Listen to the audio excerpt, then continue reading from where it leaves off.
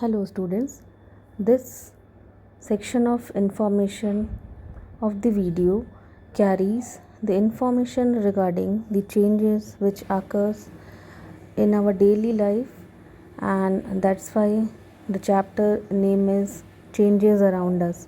So changes are basically the law of nature. These are important for our life. Most of the things around us are changing all the time. Some are noticeable and some are non noticeable by you people. So, after learning and understanding the concept from this video, try to list out the changes which occurs around you. Some of the common changes we observe are alternation of day and night. It happens daily. Changes in weather, burning of paper, changes in children, and changes in plants. That is when you place a seed and ultimately it emerges and forms a tree, and ultimately it forms the seeds in the form of fruits. So germination of seeds, their growth, flowering, fruiting, etc. are the different stages which include the change. So there are many changes which are continued around us. Changes happens around us all the time. Every change has a cause. These causes can bring about the change in the shape of the particular you can say the substance or material, or whether it is a living or a non-living substance, its size, in its position, color, or in its internal structure. So changes are basically are of two types. It can be either a natural change governed by the nature, or it can be a man-made or artificial change.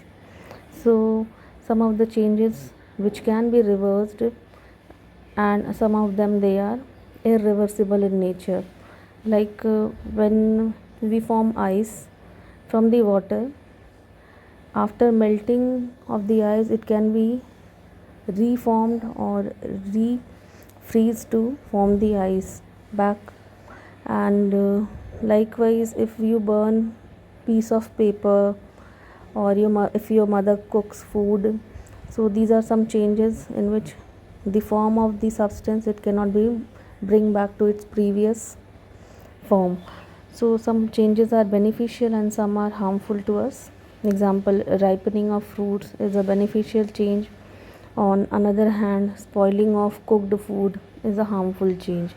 So let's see what are the basic concepts regarding the reversible change which is given in your book. Basically, reversible change is a change which can be reversed or brought back to its original you can say state in which the substance was previously present. So a change which can be reversed or get back to its original form are basically called as reversible change. You can have different examples for that, like melting of ice, boiling of water, melting of wax, stretching of a rubber band, stretching of a spring, inflation of a balloon, ironing of a cloths, holding of paper. So in these examples you can very well understood that whatever change you are bringing in these substances, either they are pertaining to their properties like physical properties like their shape, size, or state.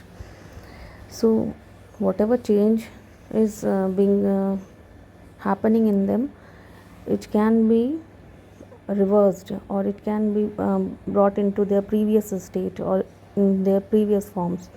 So such type of changes are basically called as reversible change. As you can see in this picture also, when water is being freezed, it converts into ice, and when the physical process, that is heat, is being added, then melting of ice will take place and its form changes to water. So ice is the solid state of water and water is the liquid state. So likewise, most of you are using and eating chocolates. So When chocolate is heated, it melts, and when you put it these melted chocolate material inside the freezer, then ultimately it gets the shape in whatever form you are placing there. So I hope you are able to understand what is the basic definition for reversible change, and please try to note down the different changes pertaining to the reversible change in your notebooks. Thank you.